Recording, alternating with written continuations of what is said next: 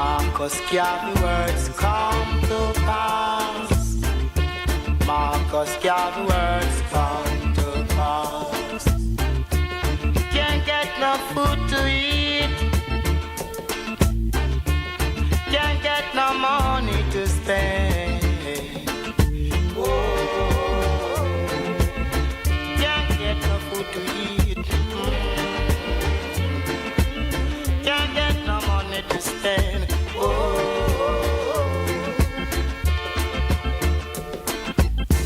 Come, little one, oh, let me do what I can for you. And you, hello. Come, little one, come. Oh, let me do what I can for you and you alone. Oh,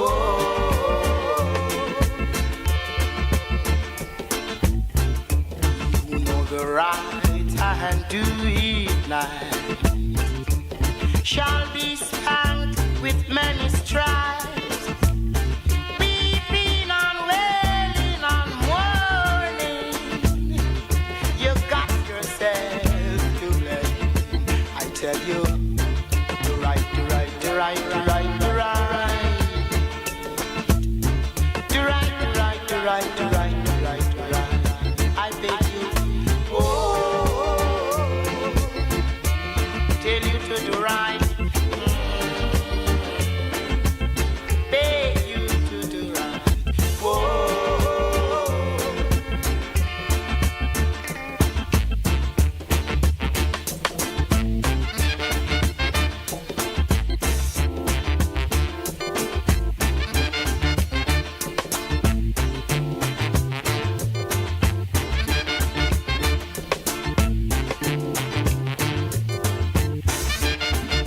Yes. Where is Garvey? He's nowhere around. He can't be found. First betrayer who gave away my Yes, brothers and sisters.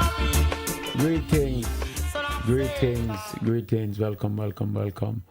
Welcome to the Community Focus program, brothers and sisters. Each one support one concept. UNIARocMedia, this is the platform by which we are using to reach you, my dear brothers and sisters. This is the platform that we want to use to inform you, to give you information for us to build our self-reliant economic base. And of course, it must be based in race first. This is Black Liberation Month. Brothers and sisters, we have to fight for our liberation every single day because the world does not want us to be free. The world does not want us to be liberated, because when that happens, life will not be the same for the world as they know it, as they enjoy it, as they benefit from it, as they live in it, because we would have control our own destiny. We would have under control our own resources, our diamonds, our gold, our precious metals. We would have control over the food we are growing and everything. We would have control of our economic system, our healthcare system, the education system for our children. We would have control over it. So the world doesn't want that to change. They want to continue being the dominant force, determining who we are and benefiting from it. So again, the only way that is going to change is for us to step up and make that difference, for us to step up and build like nothing else. Brothers and sisters, the responsibility is us, and the time is now. We have to step forward and do what we are supposed to do. We see Africa, and Africa is waiting on us. Africa is depending on us to step up and take control of our systems, take control of our government, take control of everything that can benefit us, and make sure it's not used to develop someone else economic system, someone else platform, someone else world. We have to step to the forefront and make that happen. The community focused UNIARocMedia is playing a role in that process by reaching out to our brothers and sisters. Communication is the key. You have to have the platforms to disseminate information, because whoever says control the information, control the world, brothers and sisters. Control the dialogue, control finances, control everything else. So we must step to the forefront and control these media. That's why I'm saying you and I must, and I emphasize, brother, must control the media we are using to reach our people. Brother Dugue, good evening, and how are you? Greetings, PG. Can you see and hear me loud and clear? Yeah, I'm just seeing you now. Okay, I wasn't able to get on until just now. Okay, good. Welcome, PG. How are you doing? I'm doing quite fine, brother. I'm doing quite fine. Okay. Welcome to the UNIARocMedia. That's the media arm of the UNIA. That's the Universal Negro Improvement Association, ACL, African Communities League, the organization, the association, the government that the Most Honorable Marcus Mosiah Garvey established for us on July 20th, 1914, as the solution for our ills. It brings us to one God, one aim, one destiny. Anyway, this is the media arm of the UNIA, and the host is the current President General and Administrator of the UNIA. We're talking about the Honorable Michael R. Duncan, and the co-host is the First Assistant President General of the UNIA, Raymond Dugue, and I'm at your service. And today is Tuesday, May 26, 6266, wow, a lot of sixes, or May 26, 2026. And a lot has happened, a lot is going to happen. And before we get started, PG, walk me through how you got Ghanaian citizenship last year. Walk me through that, please. The process from the inception to when I got it took about a week. Wow, yeah. That must be a record. Yes. I was introduced by Brother Heru to Brother Obadile, and Brother Obadile informed me that there's a citizenship thing going on where they're able to get citizenship for people who are interested. And he said while the date may have been passed, he was going to try to get my name on the list. And fortunately, because of Brother Heru relationship there, he was able to place my name on the list. Now, PG, were you in Ghana already, or were you still in the United States of America when you started the process? Still in the United States when I sent my information. And then he told me that this was going to be the day that they're going to do it. So I just booked my flight, but then I head out. And it took me a short while. But the average person, I think, who was doing it, maybe it took them a couple of months because they had to plan. Go ahead. Oh, I have a question. So is it the case you were not planning on going to Africa at the time? Because I thought you were already planning to go to Africa, but it seems from what you just said, it's when the process was successful. That's when you decided. Was that the case? Yeah, just say I was gonna go to Africa, but not that time. Maybe a few weeks or maybe a month down the road or something. But since this was there, I said might as well I do it now. Of course. Okay, continue. Go ahead. So I did what I was supposed to do. I went down, and I think it just cost me a few $100s. Didn't cost anything much. Didn't cost any much thing, and we went through it, but it was expedited and so on, and I became a citizen. And there were a few people I know, even here from the UNIA, who got their citizenship too, and it was a good thing to see that the government opened up to black people from here.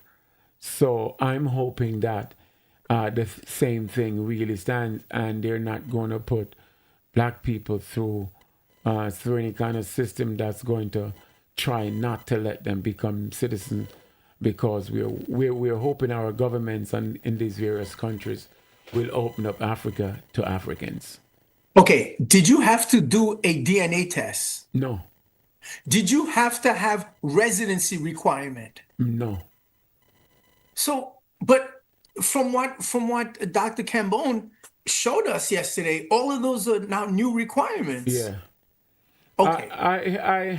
But see, I guess on a normal basis, they would have those requirements. I don't think I don't think the DNA, but I think the residency. But I think because they had opened up the door since 2019 to get black people to come back home, so I think they were pretty flexible in trying to make the process for black people getting citizenship as easy as possible.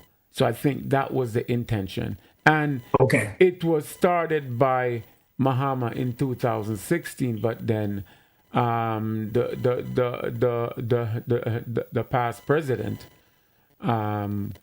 put it in his high gear and got hundreds of people to get citizenship over his tenure in the government. Okay. I let me inform our viewers that I did have a conversation today with brother the second assistant president general of the UNIA, brother Dugue, and we spoke to an official in Ghana, and actually Accra, and to get somebody to come on, even though it's a big time difference. But what we were told is we have to put it in writing. They gave us the minister of Diaspora, and then and it has to be more than one organization for them to respond.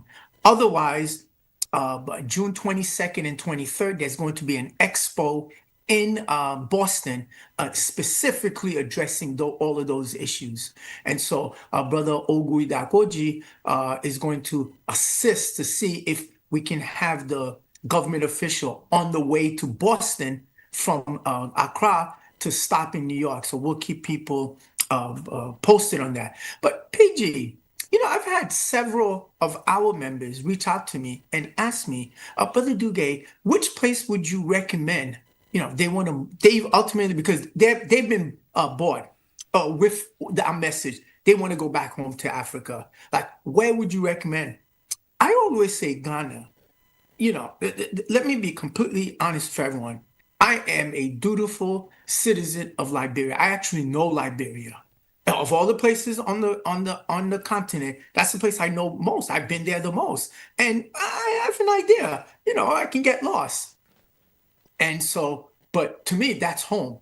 But for those who are not familiar with Liberia, or not even familiar with the continent, I would always recommend Ghana, because to me, with their program, Come Back Home, all of that. What are your thoughts, PG? And what does this mean? Having it go from 1,500 CD Ghanaian currency to 25,000 CD. To me, that's criminal. Please answer. What are your thoughts, PG? No. If that's the case, but if you're not interested in African people from the diaspora coming home, and you're not making it easy for them, because African people who want to regain their citizenship shouldn't have to worry about the finances, shouldn't have to worry about the blockades that are in place, prohibiting one from getting what is rightfully theirs.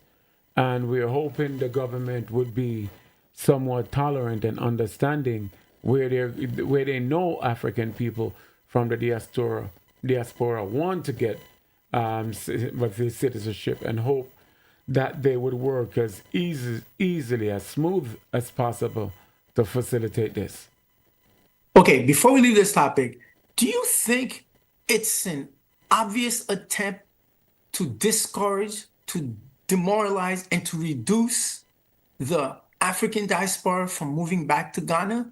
Your thoughts? Well, definitely. But I thought what has been going on for the last 10 years was to increase the interest and the commitment for people coming back home, getting involved in the economic system, investing.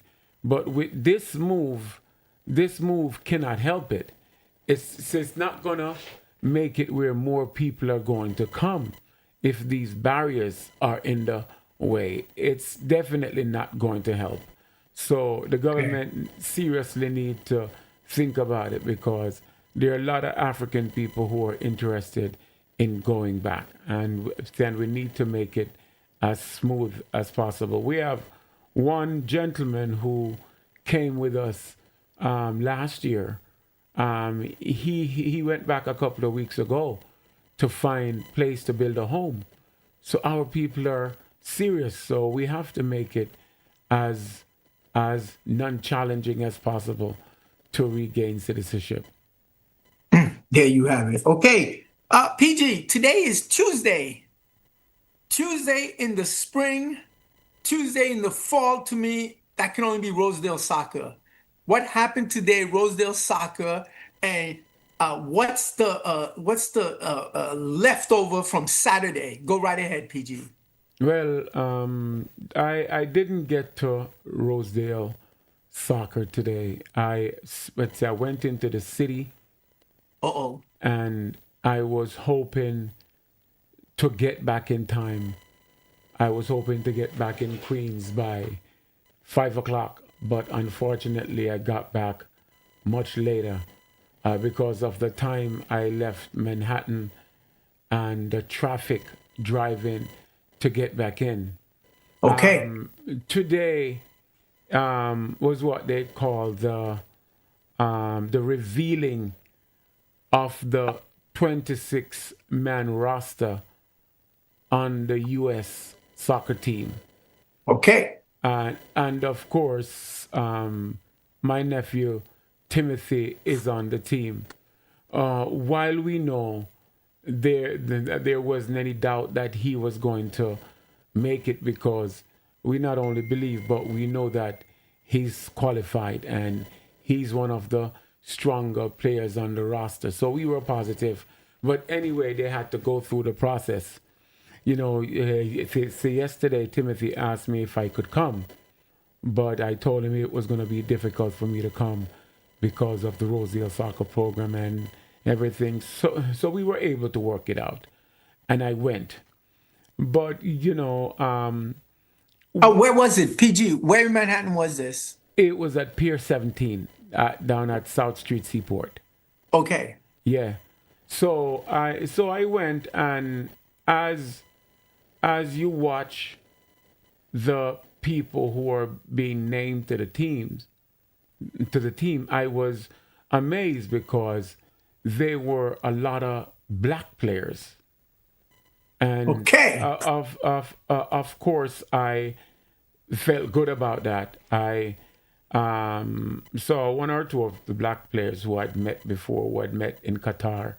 But it was good to see the black players and how many black players are on the team, because once upon a time, out of 26 players, you'd be lucky if you had 2 black players. I think one time it actually went to 3, but most of the time it was 1 or 2.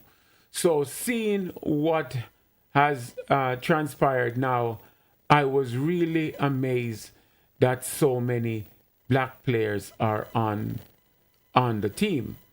But also the next thing I noticed is that after the revealing on stage was completed, we were in an area which you had the families and VIPs. And as the players them came around, you could see like the black players congregated in one group, or 1 or 2 three subgroups, then you see the same thing of the Caucasian. Because I remember, for us specifically, where we were, some of the black players targeted to come where we were. So it's amazing that PG, you said we. Who is we? I was there, Clara was there, Gael was there, Cham, the president was there, and the securities. So that was something I noticed. Just even when players are on a team, there's so much separation in it, just as well at every level. So that's one thing I notice. But me being the observant person, just like you are, is not all of the black players had their wives or girlfriends with them. However, the ones that had them with them, they were not black. Oh. They were not black at all.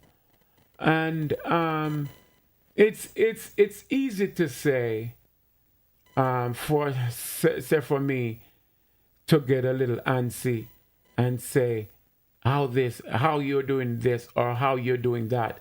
But then I caught myself and say, but we really not teaching our youth, because in this day and age, if we can teach our children to understand race first and love race first and promote race first by marrying race first, it just shows us how much of a problem we have. Go ahead, brother.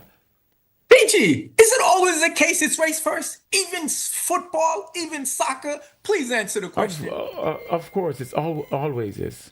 And it's never going to change. Never going to change. Never going to change.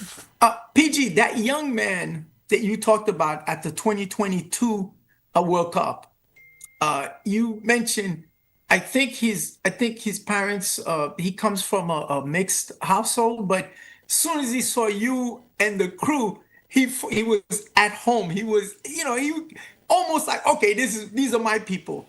Number one, is he still on the team? And number two, did you see him? And does he, if he has a significant other, what is the racial breakdown? Go ahead, please answer. No, he wasn't there, because the last time he was one of the older players on the team 4 years ago. Mm-hmm. So he didn't make this cut here for this team. So he wasn't there, because him, even though he was mixed, you could see that his mindset was more centered around black. Yes, you could see that. But these are, but send it to me. Maybe people might say I'm petty. I'm looking at things I don't need to worry about this. But it's just me being observant. What I like to see, Mr. Garvey spoke about when we're liberating our people, we have to liberate us financially as well. And we can't take the wealth out of the families. There you go.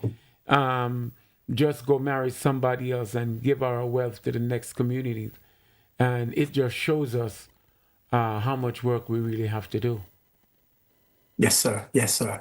Okay. Let me ask you a question. Those other players, they're football players, so they have to know football. They know who President Ware is. I'm not talking about the president.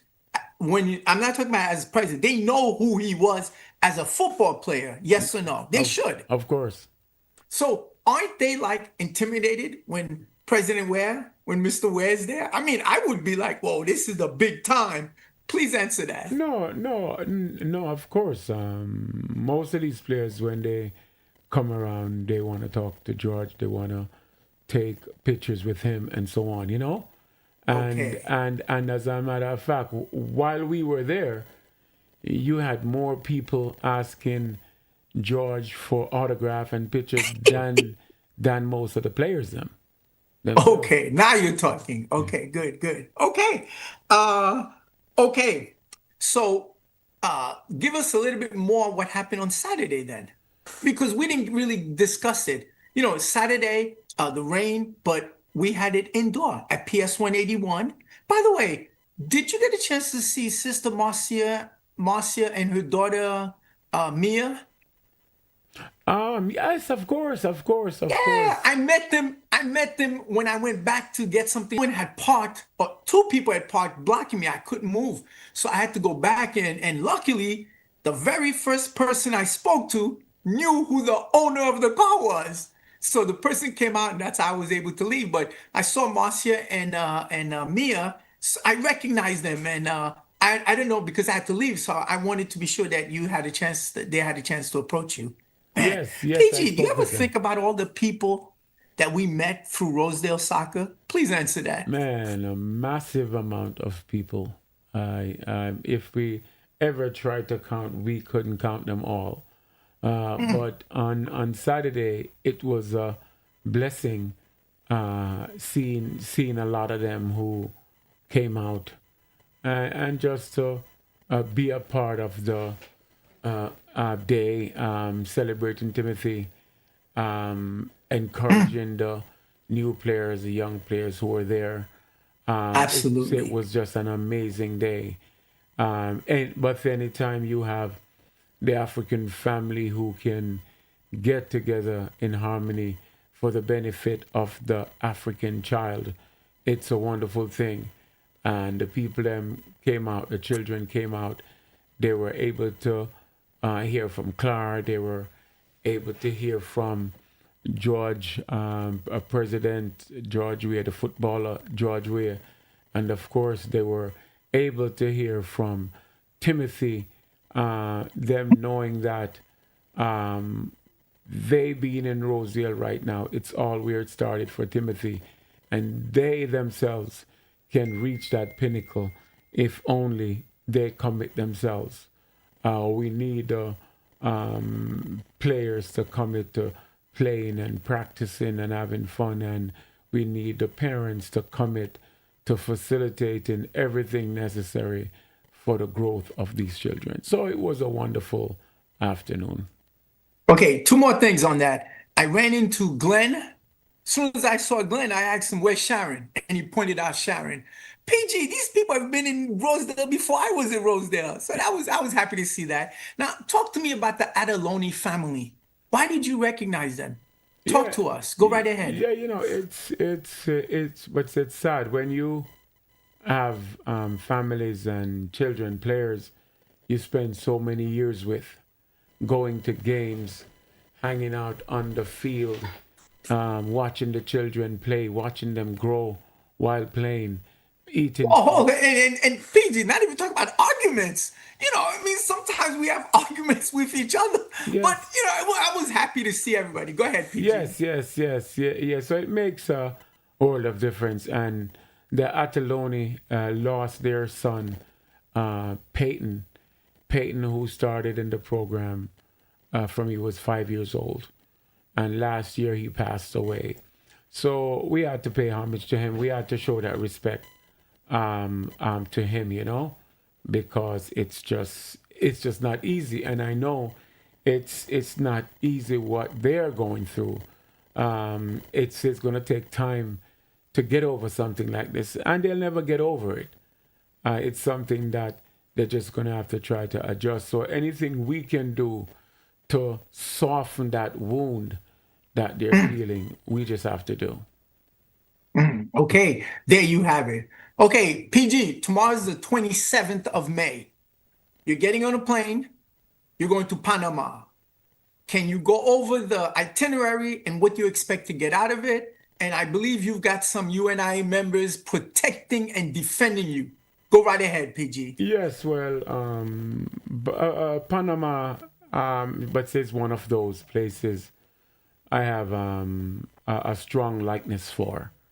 And when I speak about Panama, particularly I'm talking about Cologne, because of what we learn transpired in Cologne and how strong of a Garveyite city Cologne was, and the impact and the influences that Garvey and Garveyism had on that place.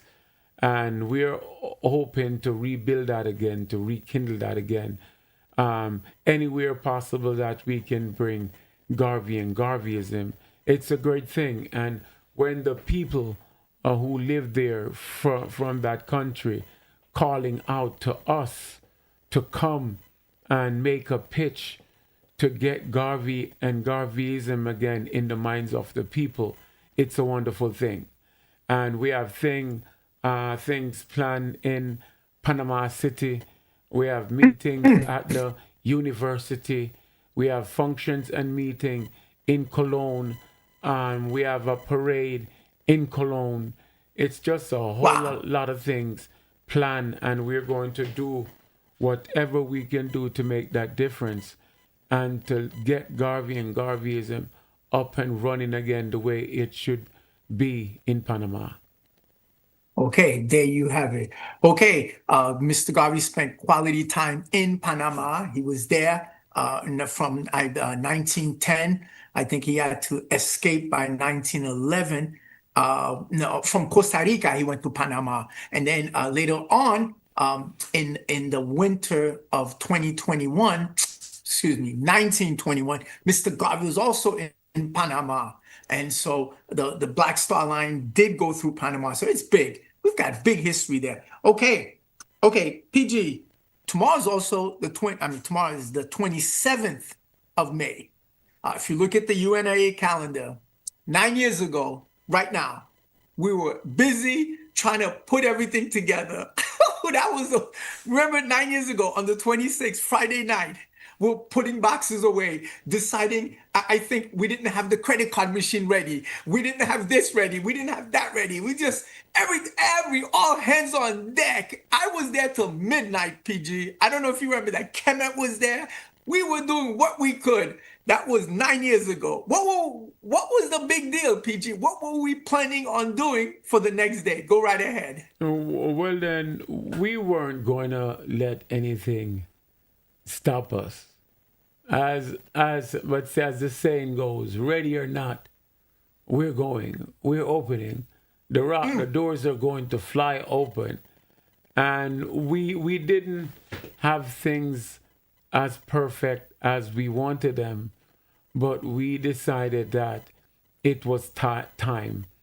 We decided that our doors were going to be open, and we did exactly that. The impact again were people actually helping, brothers and sisters packing shells, brothers and sisters packing out whatever was possible. And you're right, we didn't even understand the system we were using as yet, but we decided to open, because even on the day when we opened, some of the prices and we weren't clear about, just how to ring up certain things, it was 100%. So the challenges were there, but regardless of what we said we were going to start, some of the goods we had, but so we didn't have them on the shelves. But so like anything else, we said, just start. You just need to start. And we started as the Rock and everything. It took a while for us to get used to the system, but of course we did eventually, and now we're sailing. Yeah. That day on the 27th of May, 9 years ago tomorrow, you had Irie Jam come in. You even got some politician to come in. Dr. Jeffries and others stopped by. It was like a festival, PG. I remember that morning, I got my mother-in-law, Mrs. Renard. I said, okay, mommy, come and help. She ended up because we were providing some food. So she ended up cutting up the fruits and vegetables. I can't tell you how good I felt, how fun it was. And it's only while watching our documentary and that clip that the brother, who is the UNIA member, put up on the internet that Rodney found. And I remembered that, man, PG, Not only that, but I look so much younger. That's the thing. I said, wow, it's only 9 years, but if I look like 20 years younger. And remember we took the photos of the kings, of the brothers by themselves, and then the queens, the sisters by themselves, and you were in both photos. PG, relive us that period. Dr. Jeffries came in, everybody. Go ahead, PG. Yes, we had to have some of our elders in the house, and it was just awesome. It was just awesome, and you had to see how this impressed some people. I can't remember what's that sister name again. That elder who she had moved away. I think I don't remember if it's down south, but she had passed. Um, Once they had a little function birthday party for her in Brooklyn. Oh, well, Mother Margaret Lamb. Mother Margaret Lamb. She was just so proud of the whole thing with the rock and that happening. A lot of these people were inspired, and at least we showed them that we could invest together. And I guess we didn't take what we did as anything that big because it was just a natural thing for us to do. That's right. This is what we're supposed to do. So we didn't put any special interest on it. But, Brother Dugue, when we stop and think about it, since Marcus Garvey, since Carlos Cook, which investment is out there where black people, where even 100 black individuals, black man and black woman got together, put their monies in one pot for the betterment of black people? With all the speakers we have had, with all the great speakers who we revere since Marcus Garvey, how many of these investment we can look at and say that our people did this by our people, for our people? Let me respond to that. PG, you remember what you told me about Brother Heru and Abibi Toomey? Yeah. They were so impressed. Brother Heru even took like a short clip of the rock. And, they've got Abibi Toomey. That's a big deal. Brothers and sisters, if you ever get to Ghana, make your way to Abibi Toomey. It's an impressive structure. I mean, it's got the history, it's got the geography, it's got the architecture. It is really a race-first entity. And it's a happening deal. It's the embassy. And I know you came back to me and you said, Brother Raymond, Brother Heru and Brother Badale, they're so impressed with what we've done. And, a lot of times you're in the forest and you don't see the trees because you're in the forest without realizing there are trees there. You're in the struggle. You may not know what you've done, but once you come out of the forest, you say, wow, this is a pretty big deal. Nah, and I know it. PG, if I never say this to you or in front of you, this Faka Rock, I've said it, the UNIA Brooklyn division is the Faka Rock division. There's not one time we meet and we don't discuss the Faka Rock. Because PG, I mean, look at it. 200 Africans could come together, pony up $1.5 million and there was nothing there. It was just vision. No, but the vision was based on the theory of Mr. Garvey. And thank God Jamaica Breeze was there. I mean, that we can never not say that. But no, to me, PG, what the Faka Rock represent, what it's accomplished is second to none. And I just wish Mr. Garvey had been around, Dr. Amos Wilson, the two giants in my mind.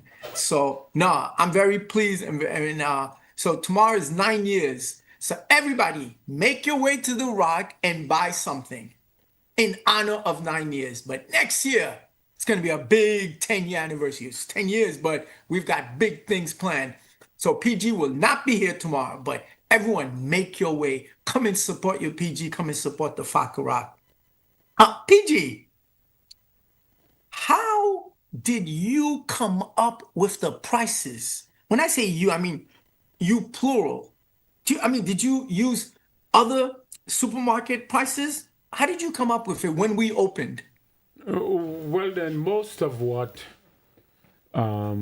we were selling was on a wholesale basis to the restaurants. And while there, we had investigated the prices. And remember, I was in the restaurant, so I know what I was buying the things for. So it gave us an idea. But what we all know that as well is that during the wholesale business, sometimes the highest markup you're working on is 15%. And in starting out the first couple of months, to be honest, some products we were working on a markup of 5%, 7% because of what we were getting it for. And we knew that if we didn't, we were already let's say behind the 8 ball. And if we weren't able to make a lesser percentage, we couldn't really compete. So some things we almost break even on it, sell it for what we bought it or a few cents because we had to get going. So within the first year, it was some tough times that we had to work with, and it's not like you can just say I'm going to put on 15%, which is customary. But we had to take in consideration of what we were getting it for. And we were getting it at the highest prices possible. That, Because we just broke in. Yes. We didn't have any, we didn't even have primary or secondary sources. At best, with tertiary sources. So, and now that, but they were asking for cash up front. It's not like we had bill credit. Yes or no, sir? Yes, none. So we had to pony up the money. Okay. Now, is it the case that the Jamaica Breeze restaurants, completely unrelated to Fakarak, but it is in the sense that it's race first, is it the case that the Jamaica Breeze restaurants, is it the case that they buy everything from the Rock? Please answer that. Everything. We will be stupid to buy anything else elsewhere. So everything we use at Jamaica Breeze, we buy it from the Rock. Remember, we were buying things from other places before the Rock came into existence. So even some small business people, we told them that they had to go through the Rock, where they had to sell to the Rock and then the Rock sell to Jamaica Breeze.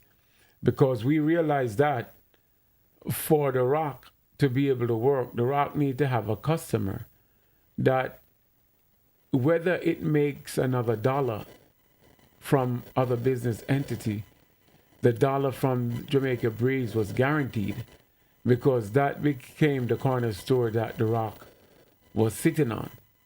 And that's the role that Jamaica Breeze played. Is that the philosophy that you're going to use in Ghana? Please explain. But it has to be. And anywhere we're going to open a Rock, it has to be, because you have to realize that some of our people, because of the inferiority complex, they don't believe that we should own institutions like the Rock. They believe that these type of institutions are best left to other people who don't look like us. So we have to change that train of thought, change that mindset, to let people know that anything we're buying, we can also selling. Anything we're getting from somebody else, we can get it from ourselves. And that's the mindset. The more we support other establishment, is the more we're bringing criminality on our people. The more we are bringing a lower education system, a lower medical system. So we have to change that, and we have the opportunity to do that right now. And we are showing people that with the rock, we can do our own. We can Yes, sir. invest in ourselves and make a difference. Okay, PG, I have a story to share with you, and I'm gonna get your take on it. I was in the office years ago. I just happened to be in the office, and I'm not going to mention the name of this company, but it's the big one, the one that everybody goes to. That I think it's in Brooklyn that I know of. They may have one in Whitestone, but it's the big one where everybody goes to buy their restaurant supplies, their foods, their distributions, all of that. I was in the office, and the one of their major representatives came into Jamaica Breeze to ask what happened. You know, Jamaica Breeze was such a good customer. They were making big bucks from Jamaica Breeze. And people, Jamaica Breeze was spending a ton of money at this big store. Big, big. Think of the biggest number you can think of. Triple it. That's how big it is. Anyway, so they came into Jamaica Breeze wondering what happened. Where did you take your business to? Go ahead, PG. Continue the story and tell me how proud I should feel. Go right ahead. Yes. We have to let these people know that we're not going to continue this charade, this nonsense, this self-hatred. We're not putting our race first. And we were stupid enough to continue this long enough buying from other people when we can buy from ourselves. So we had to make that decision, and that's exactly what we do. But you have a right to continue your business, and you're going to get business from your people. But then we have to start supporting us and buying from our people. And that's exactly what we did. Just like that. Yeah, just like that. PG, I was there and I said, oh man, someone's like, we don't need you anymore. I mean, we can do this ourselves. So, okay. So I say congratulations on that. Okay. PG, quick story. And then we're going to talk about Senegal. I have to talk about it. Quick story. My mom was hospitalized there. If you don't know that, but she was. And when she came back home, the hospital provided a visiting nurse service, as well as therapy, the whole thing, rehabilitation, all of that. And I'm there every day. And PG, get this. There is, and I don't mind saying this, there is a brother who's a cardiologist. His name is Dr. Olakunle Akinboboye. I mean, he's the big time. I think highly of him. And in fact, his brother is an associate and a very good friend of our second assistant president general. We're talking about brother Ogui Dakoji.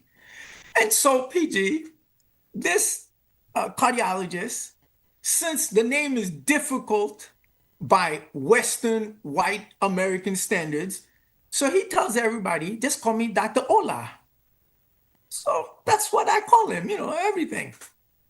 The Filipino visiting nurse that came to work on my mom, she used to come 3 times a week, and I was there. In fact, that's why I moved, so I could be in charge of that and take care of my mom. So all the time, she's Filipino, 100% Filipino, she's saying, Akinboboye, Akinboboye. I got to call him this and that. I didn't know who she was talking about. And then when I realized, I said to myself, PG, I'm in Africa every time you turn around. And I expect to be in Africa every time. I mean, I'm African. And I said, get a load of this. This Filipina has enough respect to use the full name, Akinboboye. Here I am, the #1 African, and I'm using the westernized abbreviation. I said never again. From that day, I started calling him Dr. Akinboboye. And now that, but it sounds like a real name. PG, when I say, I was teasing my family, when I use that name, Akimbo Boy, I feel like I should beat up the white man, just like I feel like I'm a power. Anyway, so what are your thoughts on that? I mean, abbreviating, shortenizing your name for Western standards when you have a beautiful name. Please give me your thoughts Yeah, on that. yeah, we have to bring it in where we're proud. We're accepting of ourselves. We're not going to discount who we are, and no matter what it is, be it our name, be it our ways, be it the way we dress, the way we talk, our food we eat. We should never discount it for anyone or anything else, because this is all a part of self-determination. And Yes, sir. if you're going to alter your name because it's easier in the English language, a language that's not our language, it does make sense. And we have to be proud and strong of who we are. And I agree with you, to take that information that lady showed you and make it work for you and start making the effort to call the brother's name. Exactly. I said, I can't, no. Ever since then, I said, no, we're not doing that. And she knew the name and she pronounced it so perfectly. And I said, no, I don't have any excuse. So I just wanted to share that with you. Yeah. Okay, PG, Senegal. This has been, it's been an issue. Friday, okay, let me tell you quickly what's going on. The president of Senegal is a young brother. His name is brother Bassirou Diomaye Faye. Young guy in his mid-40s. Young guy, good guy. His prime minister was even a better guy, brother Ousmane Sonko. Okay, before there were elections in 2024. Before there were elections, there was a guy who was president, and I don't have to tell you, a collaborationist, not working. And keep in mind, Senegal is one of the 14 countries that France completely dominates. And there was a French base, no, several French military bases with French military people. Okay. The president was Macky Sall.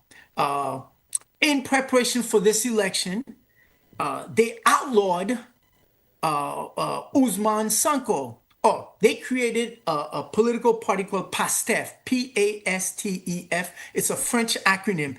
It's the Patriotic Party for Africa of Senegal, P-A-S, Party Africain Senegal, T, I forgot, A, the E is for ethics, Yeah. the F is for fraternal. It's a grassroots, obviously race first organization. Okay. He outlawed them. He outlawed PASTEF, so they couldn't run in the elections. He even had Ousmane Sonko arrested. They brought up so many bogus charges. One of them was sexual assault, which was completely untrue. And then, what do you call that? Stealing. He was an accountant. Both of them are accountants. And these were righteous brothers, this and that. And so they prevented him from running for office. He was jailed. While in prison, he couldn't run for office. He insisted that his supporters, by the way, since 2014, when they created PASTEF, they were the ones in the street getting brutalized, but they had built that cadre, that grassroots. Anyway, so while he's in prison, and he insists that his supporters support Bassirou Diomaye Faye as the candidate. Okay. He gets out of prison like 3 days before the election. And they win on the first round, something like 57%, 55%. They absolutely win. Everybody's happy. So after he becomes president, we're talking about President Faye, he names Ousmane Sonko as the prime minister. The way that government is, the prime minister is the minister, that's the prime one. all of the ministers report into the prime minister, and the prime minister is named by the president, and he operates. He's really de facto in charge day to day. Okay. Things are going along. Eventually, Usman Sanko is the real brains behind it. That was 2024. By then, AES already exists. Alliance des États du Sahel, talking Mali, Burkina Faso, Niger. So they kicked out the French military, and these are grassroots, progressive black people. So they asked the French, it's time to go, France. France has to go. We're looking good, PG. Yeah, now we got another one coming up. We got those 3 states, another one coming up. Well, the previous administration had depleted all of the funding. Does that sound familiar to you, PG? When President Ware walked in office, we know this story all too well. Anyway, and so they had to take IMF, the International Monetary Fund, austerity measures. Okay, once they got in power, they realized, wow, we're kind of a bankrupt here. And there were already IMF packages there. So they're going to try to work with it. But you have to understand, AES is there. It's encouraged. Everybody is in love with what's going on. And so these two brothers, they want to follow the same path. What's happened, PG, and it's really sad, President Faye had to remove the prime minister, Usman Sanko. And the number one reason is Sanko was known as the no man. He was going to say no to IMF. And I believe that this, I don't know for certain, but I believe this to be the case, that he was calling their bluff. Because once you accept all of the IMF austerity measures, you got to do so many things. What if I don't do it? What are you going to do? Why? Right. You can't overthrow me. Because why? The people are behind us. Since 2014, he built that cadre. Everybody's on board. And this is why all of this turmoil, political turmoil going in Senegal, no one is talking about any army overthrowing anybody because it's not doable. It is not doable. And everybody gets that. Anyway, so President Faye revoked the prime minister. Friday night, after he's been removed, he has a press conference in front of his home. And he says, now I can sleep well because I know I will not sell out my country. That was Friday. PG, today, once the brother Sanko was removed as prime minister. And by the way, President Faye removed all of the ministers. He wants a brand new. He's named a new prime minister, and this prime minister is someone who's worked with the World Bank and IMF. Not looking good. And he's basically going to be charged with signing off on the IMF packages. What's happened now is Brother Usman went back into the parliament because he was still a member of parliament. The speaker of the parliament resigned Saturday. He resigned. He said, oh, guess what? I no longer want to be Speaker of Parliament. So what do you think happened today? Oh, by the way, PASTEF controls 160 over 200, close to 80% of all of the parliamentarians in the parliament. So what do you think happened? Today, this morning, Usman Sanko is now the Speaker of Parliament in charge. Meaning, even though the president names the prime minister, he still has to be approved and authorized by the parliament. Yes. And the parliament is not completely in charge of PASTEF. Brothers and sisters, what we're seeing, and I'm giving all the credit to AES. AES has done it through military. Senegal is attempting to do it through electoral politics. But what's happened is what PASTEF has done, It's educated our people. We're not going to accept any of these things anymore. Senegal is in financial trouble because of the inheritance of all of these things that they no longer control. But guess what? This is going to only heat up, brothers and sisters. And I'm confident it's going to be a clean lavalas, a clean washing. So we're following it day and night.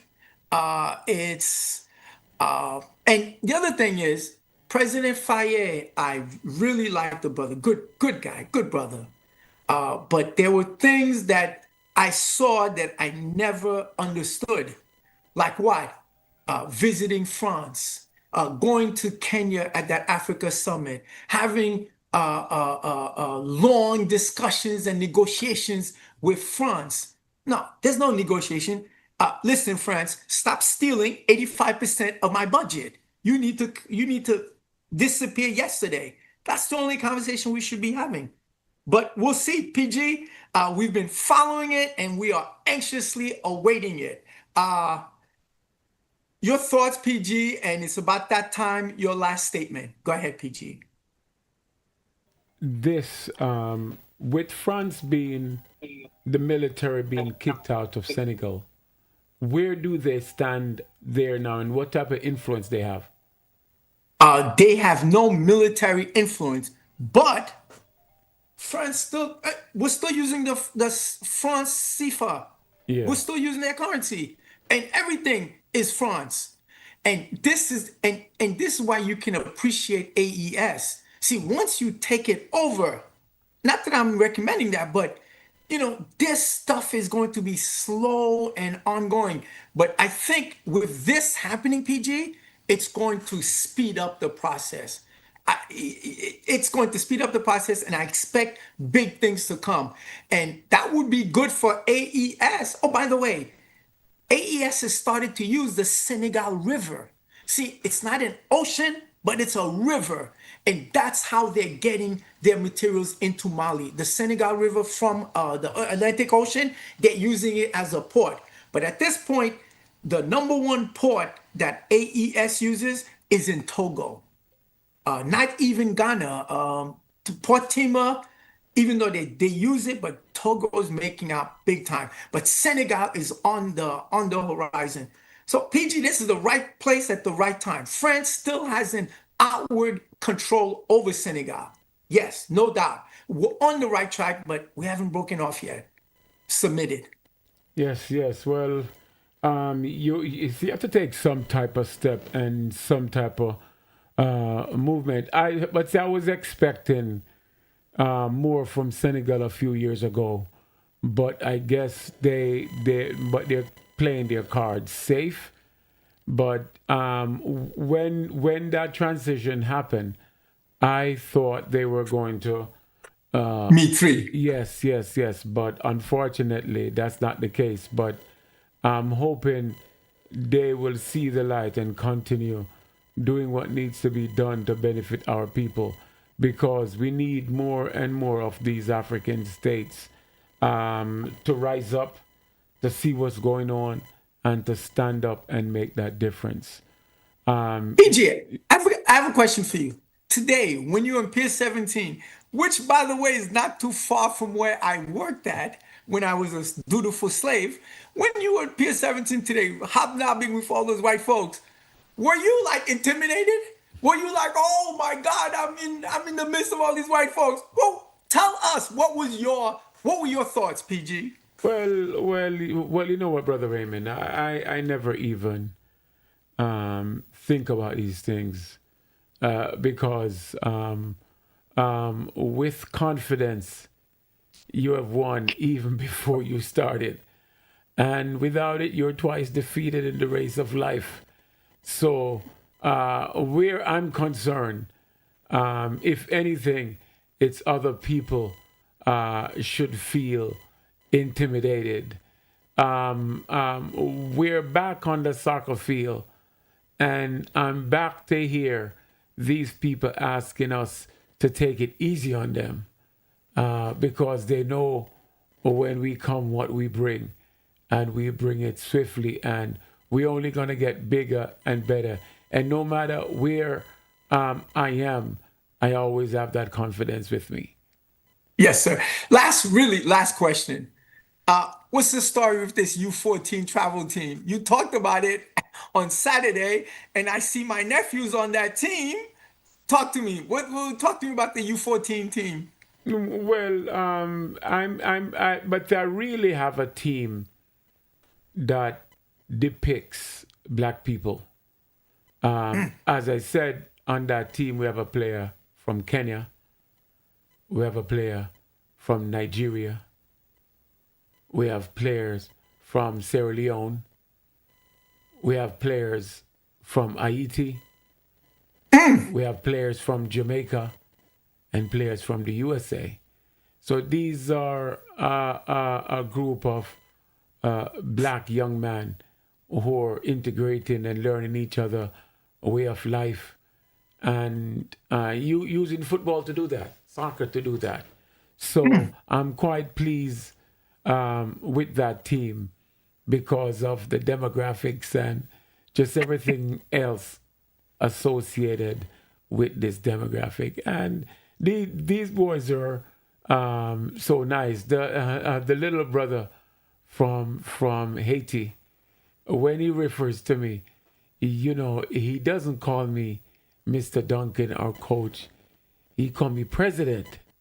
Every time he sees me, he says president.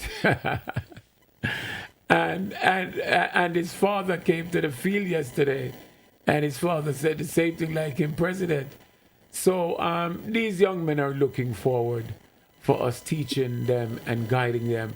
And if football is the tool that we have to use, we have to use it. Use anything that we can benefit by getting to our children. Anything you can use it to get to our young ones. Okay, I'm tempted to go see them play, because I remember those days. I used to run up and down the sidelines being the flag guy. Oh man, those were the best days. Okay, PG, last statement. While you're making your last statement, one more time. Panama. Why is that so important? Why are you going there? Go right ahead, sir. Only reason to get a UNIA chapter established there and create a long-standing relationship with the brothers and sisters who are there in Panama, so we can build Garvey and Garveyism again. We know that through Garvey and Garveyism, everything is possible, and that's where we are. Okay, there you have it. Tuesday, May 26, 6266 or 2026, the President General is getting ready to embark on a mission surrounded by UNIA delegation into Panama. Okay, so brothers and sisters, before we close out, I will be at the United Nations on Friday. And then on Saturday, I'll be at the Riverside Church. I've been invited to engage in intelligent work. So I will give you a report. And then Sunday, we have other things planned. Okay, all of you out in UNIARocMedia land, please raise your beautiful black right and noble fist and repeat after me as we get ready to send the President General to Panama. Repeat after me. Africa. Africa. For the Africans. For the Africans. Those at home. Those at home. And those abroad. And those abroad. It is one God. One God. One aim. One aim. One destiny. One destiny. Race first. Race first.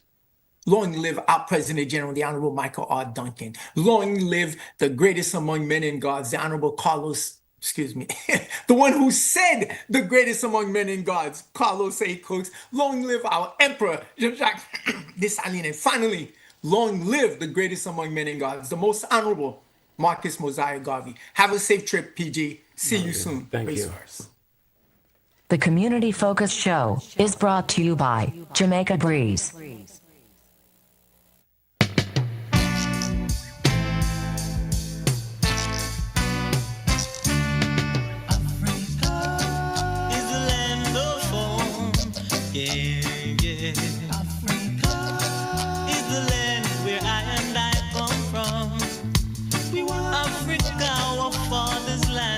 Calling us.